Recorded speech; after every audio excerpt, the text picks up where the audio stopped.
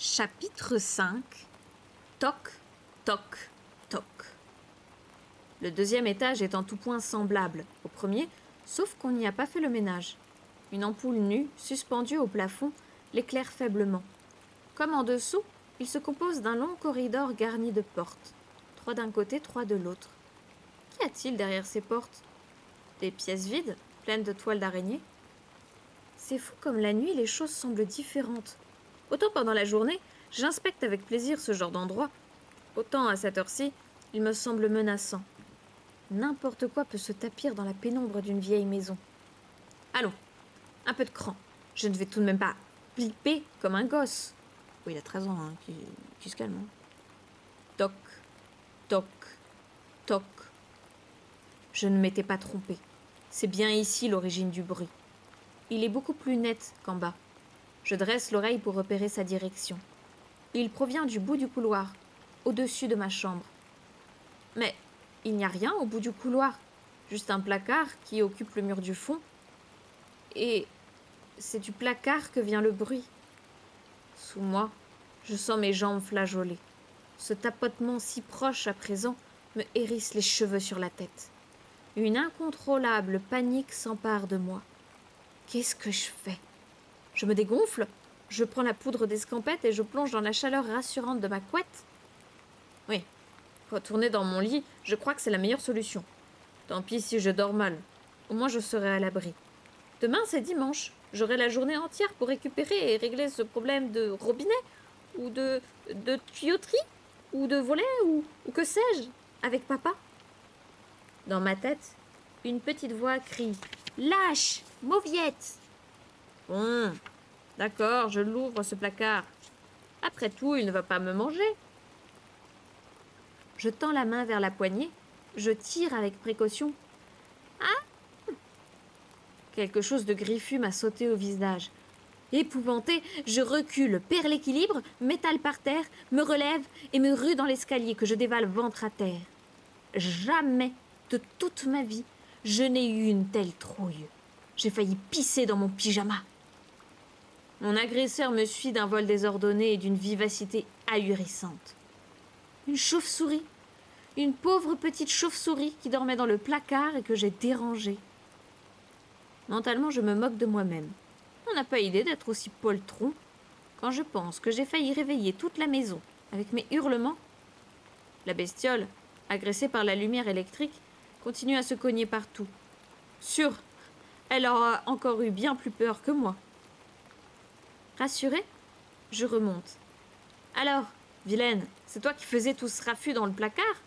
Tu es encore pire que Rambo, ma parole. J'ai envie de me donner des gifles tellement je me trouve stupide. Moi qui adore les animaux, faire un cirque pareil pour une pipistrelle? Heureusement que personne ne m'a vu, j'en serais mort de honte. Du coup, plus rien ne m'impressionne. Entrant en trombe dans l'une des chambres vides, j'ouvre la fenêtre. Puis, avec de grands gestes, je chasse la chauve-souris. Allons, sauve-toi, tu seras mieux dehors. L'instant d'après, la petite bête s'envole dans la nuit. La conscience tranquille, je regagne ma chambre. Toutes ces émotions m'ont épuisée. Je bâille à m'en décrocher la mâchoire, comme ça.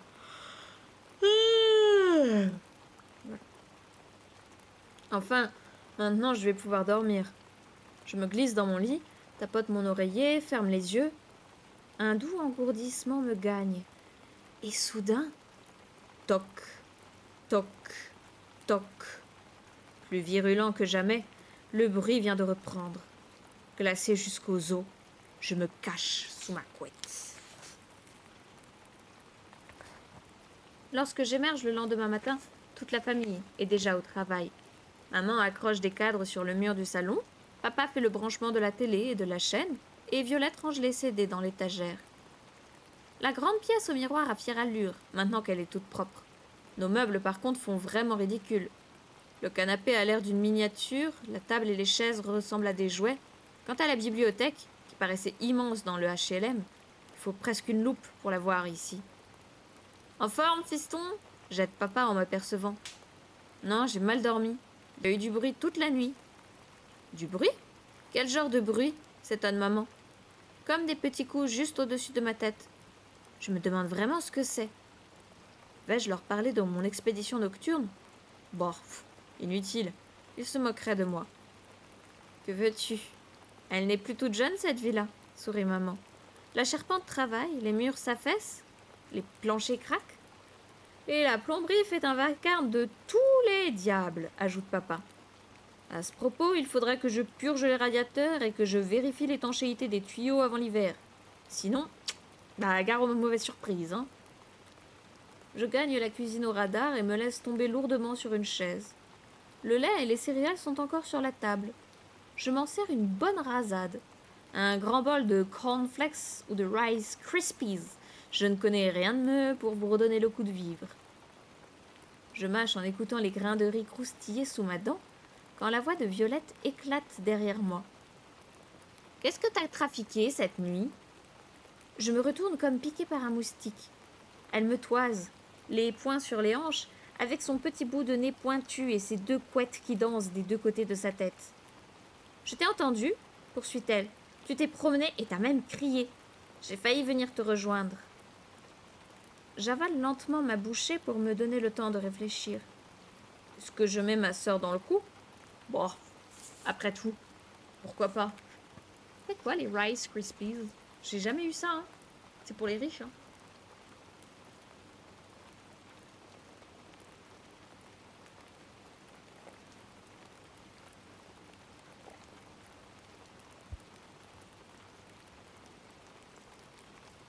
Il se passe un truc bizarre. Le bruit dont tu parlais tout à l'heure? Oui, mais je n'ai pas tout dit à papa et maman. En quelques mots, je lui raconte mon aventure, le placard, la chauve-souris, etc. « Montre-moi ça !» exige-t-elle, frémissante de curiosité. Ah, mais c'est les Coco Krispies, là. Mais nature. Ah oui, ça coûte très très cher, je confirme. L'instant d'après, nous nous retrouvons tous deux devant le placard en question. Un placard légèrement entrouvert et à présent silencieux. C'est là, s'étonne Violette, scrutant la lourde porte de chêne sculptée. T'es sûre de pas avoir rêvé? Pour qui tu me prends? Ça s'arrête par moments, puis ça recommence. Elle fronce les sourcils, incrédule. Mentalement, je supplie le bruit de reprendre. Ce silence est aussi vexant que lorsqu'on va chez le docteur pour un mal de ventre et que les crampes disparaissent d'elles-mêmes dans la salle d'attente. Toc, toc, toc. Ouf, je ne vais pas passer pour un crétin. Merci, le bruit. Les yeux de ma sœur s'arrondissent. « Y a quoi à l'intérieur ?» souffle-t-elle.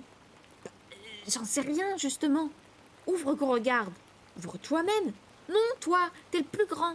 Et alors, moi je l'ai déjà ouvert cette nuit, c'est ton tour maintenant. » Attention, remarque sexiste. Pour une fille, Violette est drôlement audacieuse. D'un geste décidé, elle écarte le bâton. Prudemment, je fais un pas en arrière. La lumière envahit l'intérieur du placard. Et là, nous restons tous deux stupéfaits, car le placard est vide. Et pourtant, toc, toc, toc. Dans le placard vide, le petit tapotement continue. « Y a rien ?» murmure Violette d'une voix blanche. « T'as déjà vu rien faire du bruit, toi ?»« Bah, non. » D'un geste craintif, elle prend ma main. « Cyril, j'ai les chocottes. » Sentiment partagé. D'un commun accord, nous battons en retraite, laissant sur le palier désert l'étrange placard grand ouvert.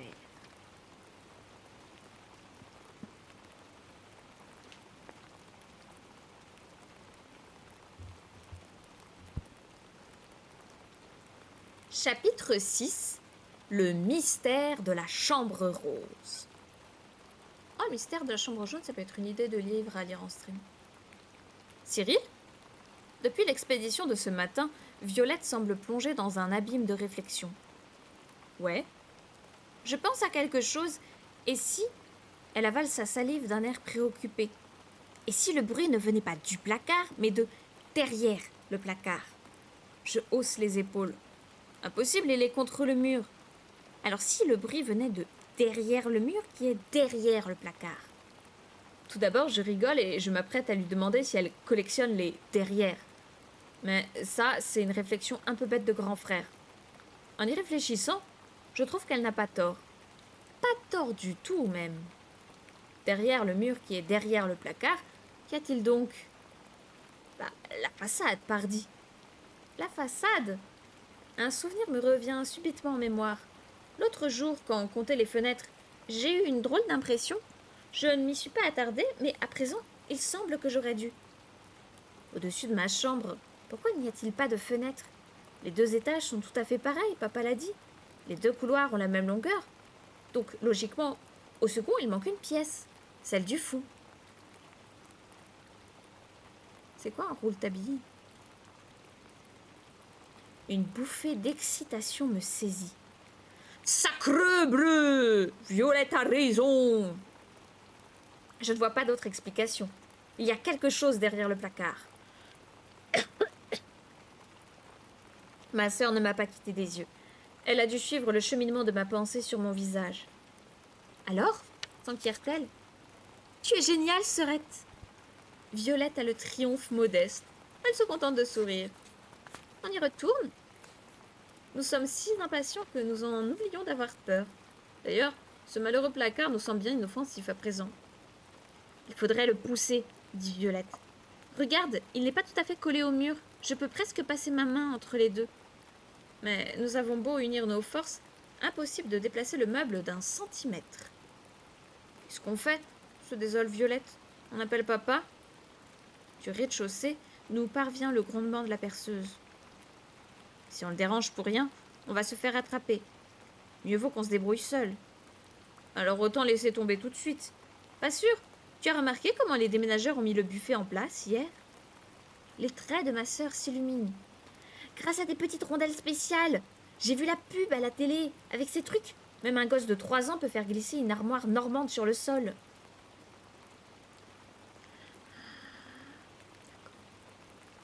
Je suis pas culturée, Rigo, c'est pour ça. Elle file comme une flèche en direction de l'escalier. Je sais où papa les a rangés. Je vais les chercher.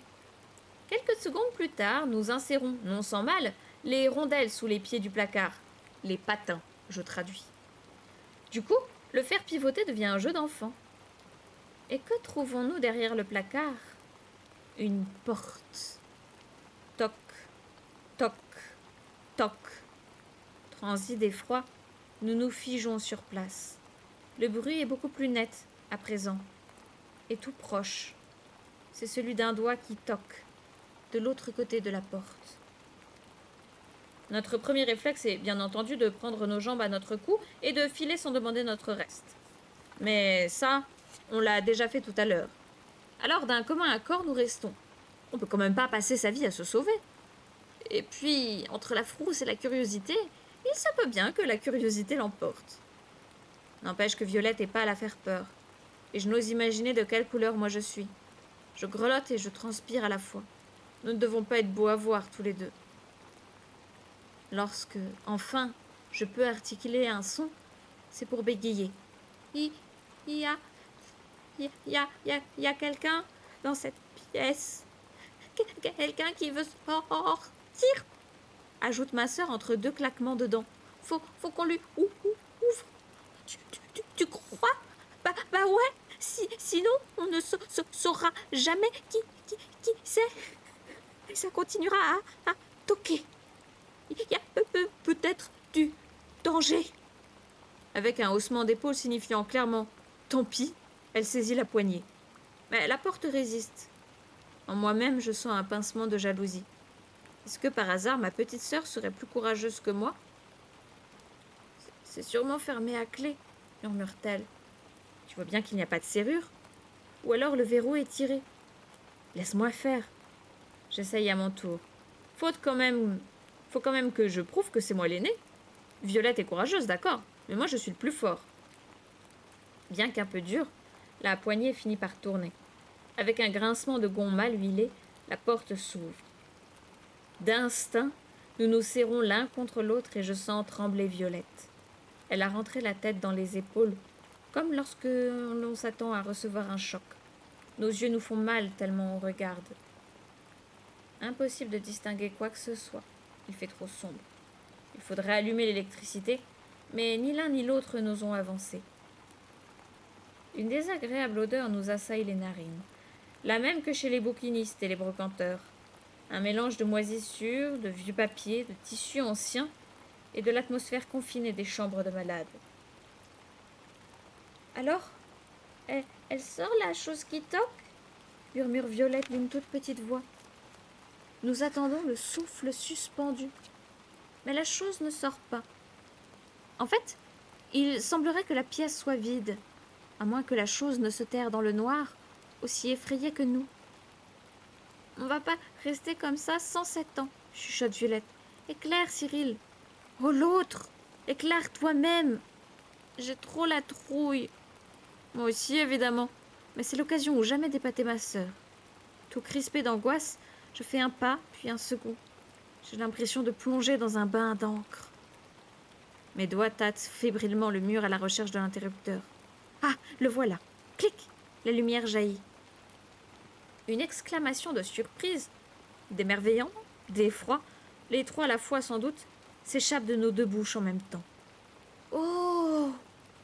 La chambre est toute rose. Lampe, rideaux, tapis, dessus de lit, toute rose et pleine de poupées.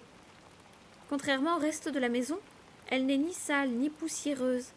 Elle sent juste le renfermer et il n'y a personne dedans. Je rêve, murmure Violette. Hypnotisée, elle marche vers le lit où sont alignées les poupées et en saisit une au hasard. Une oie de porcelaine, yeux de verre qui s'ouvrent et se ferment, robe à froufrou. C'est un jouet de grand-mère. J'en ai vu de semblables à la vitrine de l'antiquaire à côté de l'école. Ma, fait la poupée quand ma sœur la repose. Ce petit cri, troublant le silence, me fait courir un frisson le long du dos. L'atmosphère qui règne ici m'est insupportable. Je ne sais pas exactement pourquoi, mais j'ai envie de m'enfuir en hurlant. Voyons, qu'est-ce qui me dérange à ce point? L'odeur? L'indéfinissable parfum de vieillerie? Oui, l'odeur sûrement. Faut aérer, ça pue, dis-je en me dirigeant vers la fenêtre dont les tentures sont fermées. Et laisser entrer le soleil, ajoute ma sœur. D'un geste sec, j'écarte les rideaux. Et je pousse une exclamation étouffée. La fenêtre est murée. Voilà pourquoi on ne la voit pas de l'extérieur. Derrière cette vitre, il n'y a qu'un pignon aveugle couvert de rosiers grimpants. En proie à un malaise grandissant, je bredouille. Qu'est-ce que ça signifie, Violette? Je n'en sais rien, répond ma sœur en se mordant les lèvres. Une chambre de petite fille sans fenêtre, dont la porte est condamnée, et qui semble presque habitée dans une maison inoccupée depuis des années, et où quelque chose fait toc, toc, toc. Devant un tel mystère, une terreur sans nom s'empare de nous. Nous jaillissons hors de la pièce, claquons la porte, repoussons le placard et dégringolons jusqu'au rez-de-chaussée. Jamais je ne remettrai les pieds dans cet endroit, allait Violette. Je préfère encore me faire couper en morceaux. Moi pareil. Est-ce qu'on en parle aux parents? T'es fou! Pour une fois qu'on a un secret qui en vaut la peine. Au même instant, maman sort de la cuisine portant une pile d'assiettes. Eh bien, vous en faites une tête, les enfants, dit-elle en riant. On dirait que vous venez d'apercevoir le diable. C'est à peu près ça. Durant tout le reste de la journée, quelque chose me turlupine et je n'arrive pas à savoir quoi. Ce n'est que le soir, au moment de me coucher, que je réalise. En nous sauvant de la chambre rose, nous avons oublié d'éteindre la lumière et de penser que, là-haut, juste au-dessus de moi, cette pièce mystérieuse et éclairée me glace le sang.